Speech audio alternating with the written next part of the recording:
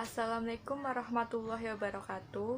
Perkenalkan, nama saya Afinda Adia Suredika dengan NIM 7211419172 dari Rombel Akuntansi A 2019.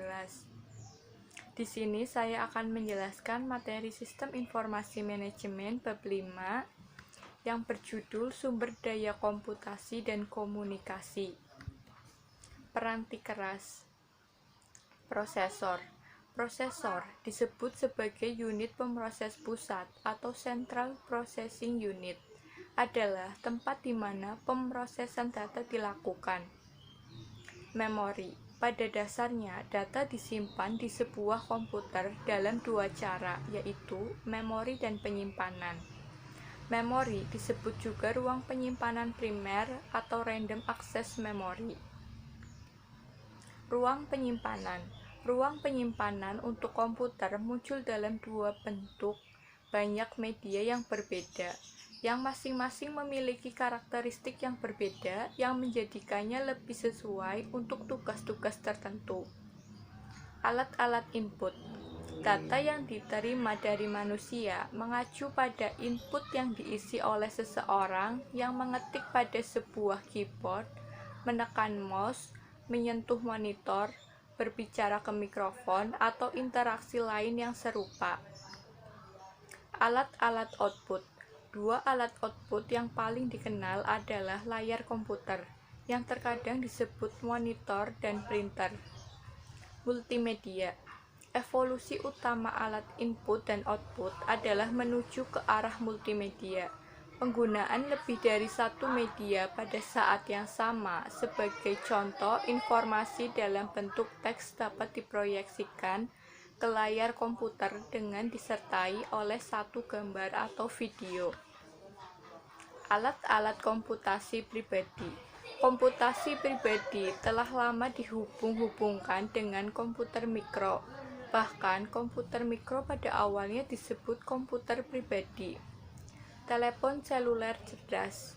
Telepon seluler dianggap sebagai telepon cerdas ketika ia menjalankan pekerjaan-pekerjaan yang biasanya dihubungkan dengan komputer mikro. Smartphone memiliki fitur-fitur agenda dan daftar kontak. Ia juga menawarkan akses web dan sebuah keyboard. Telepon seluler dengan pesan dan video interaktif. Perusahaan-perusahaan pembuat telepon seluler populer telah membuat telepon menampilkan pesan tulisan dan gambar-gambar berukuran kecil di layar tampilannya yang membantu fungsi-fungsi bisnis. Jaringan rumah. Jaringan yang menggunakan modem untuk koneksi internet, baik modem kabel maupun modem telepon, dapat membawa akses internet berkecepatan tinggi ke rumah-rumah. Keamanan komputasi rumah. Tiga aspek keamanan memiliki arti yang penting bagi komputer mikro yang kita pergunakan di rumah dan di tempat kerja, yaitu update sistem operasi, virus, dan spyware. Peranti lunak. Peranti lunak sistem. Peranti lunak sistem atau yang disebut juga peranti lunak sistem operasi menjalankan tugas-tugas mendasar yang dibutuhkan oleh seluruh pengguna dari satu komputer tertentu. Tugas-tugas ini berhubungan dengan peranti keras dan bukan dengan aplikasi yang dikerjakan oleh perusahaan atau pengguna. Peranti lunak aplikasi. Peranti lunak aplikasi siap pakai dapat diprogram sebelumnya untuk perhitungan pajak, akuntansi untuk penggajian, penyusutan aset tetap, dan banyak transaksi-transaksi bisnis lainnya adalah transaksi-transaksi standar. Peranan peranti lunak yang mudah digunakan pengguna. Peranti lunak komputer yang sederhana dan penggunaannya intuitif seringkali dikatakan mudah digunakan pengguna. Istilah ini mungkin dapat memiliki suatu konotasi negatif, di mana secara tidak langsung dapat diartikan bahwa aplikasi ini telah dibuat dengan begitu sederhana sehingga semua orang dapat mempergunakannya. Komunikasi. Spesifikasi dalam pemformatan data untuk komunikasi sistem telepon publik dirancang untuk komunikasi suara dan kualitas serta kecepatan saluran komunikasi ini tidak harus tinggi.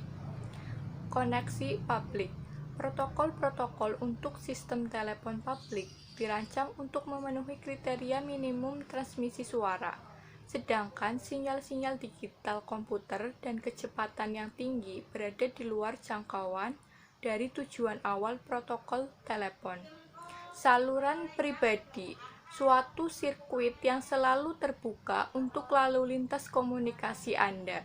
Ada dua jenis saluran pribadi yang populer, yaitu saluran T1 1,5 Mbps, saluran T3 43 Mbps. Jaringan pribadi maya. Saluran pribadi biasanya lebih mahal dan juga lebih aman, karena data organisasi Anda adalah satu-satunya data yang berada pada saluran komunikasi. Untuk penghematan biaya, maka menggunakan jaringan pribadi maya. Komunikasi jaringan. International Organization for Standardization didirikan pada tahun 1946. Organisasi ini menciptakan arsitektur standar interkoneksi sistem terbuka bagi koneksi-koneksi jaringan. Protokol untuk komunikasi komputer. Sistem network arsitektur membutuhkan satu komputer induk utama yang mengumpulkan komputer-komputer lain yang terhubung oleh suatu jaringan, suatu urutan, hampir sama dengan menunggu giliran. Paket, satu bagian dari data total yang akan dikomunikasikan, digabungkan dengan alamat komputer yang dituju, komputer pengirim, dan informasi kendali lainnya. Alamat jaringan internet, 4 bagian kumpulan angka yang masing-masing antara 0 hingga 255 yang dipisahkan oleh titik. Alamat tersebut akan menunjukkan jaringan, host, subjaringan, dan komputer yang sedang dituju. Jenis-jenis jaringan. Jaringan area lokal, suatu jenis jaringan komputer dengan mencakup wilayah lokal.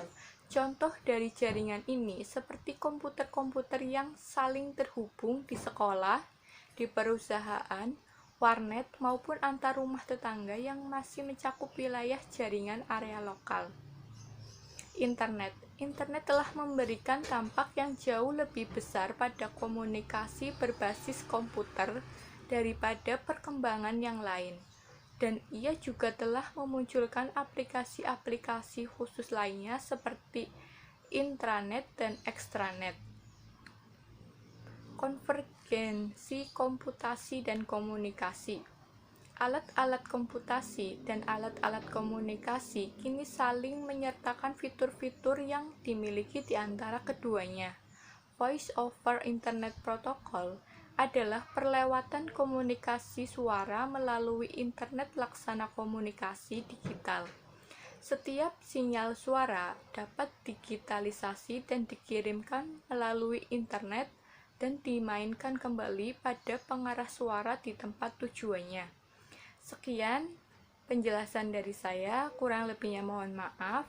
Wassalamualaikum warahmatullahi wabarakatuh.